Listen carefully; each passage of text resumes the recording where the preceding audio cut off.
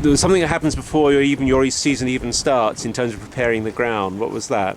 You can sort of start from there and then go. Well, yeah, we have to. Well, we believe that we need to ground bait our marks. We've got 2 anchors on the ledge.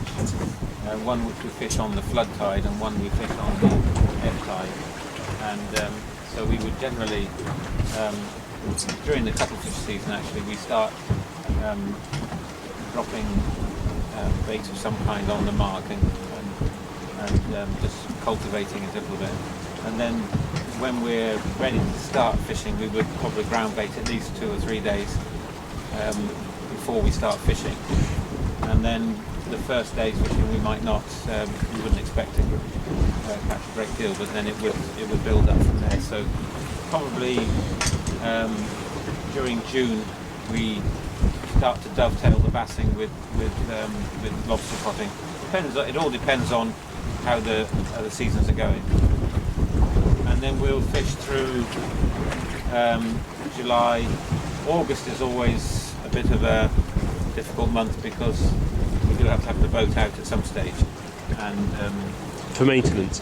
Yeah, for maintenance, and there are tends to be a bit quieter as well, and then it picks up again in the autumn.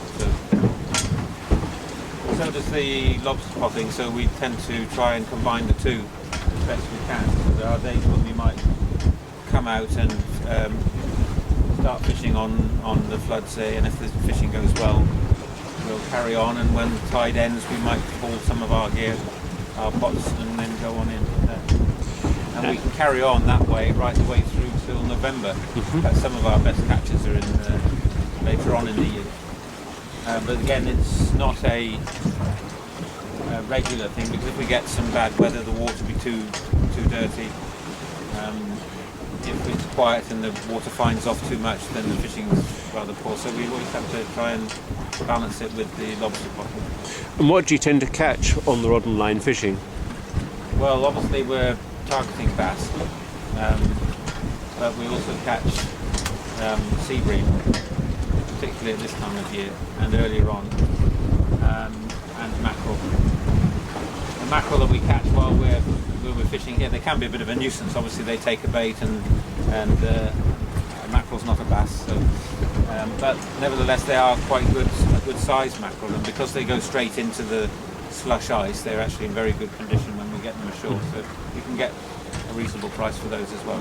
So everything goes into slush ice pretty much straight off the hook? Yes, that's right. They don't even touch the deck except for the bigger fish. So I can see the needles on the horizon. If we could see through this water, what would we be seeing? What are you actually fishing on?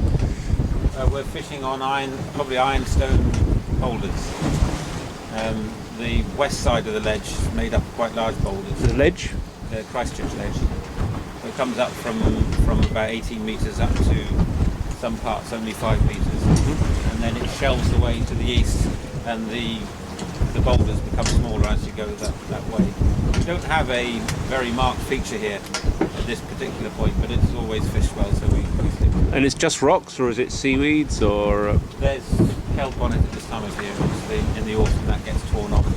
And today the seaweed's not too bad, but we sometimes get a lot of red weeds coming through in the water on the flood tide, and that obviously foul the lines and what have you. And what bait do you use? Well, the preferred bait is live sand eels, but in fact we've where we used to catch them locally, there haven't been sand eels there since they carried out a beach replenishment some years ago. So we're using sprats, squid, mackerel, cuttlefish. Is there anything special about the gear you actually use, the rod and lines, and what would a technical person notice who was watching you doing this and think, oh, that's interesting? I'm not sure that we do things any different to anyone else, to be honest. But obviously, we try to use our skill and judgment to come up with something that works. Does that answer your question? I don't know.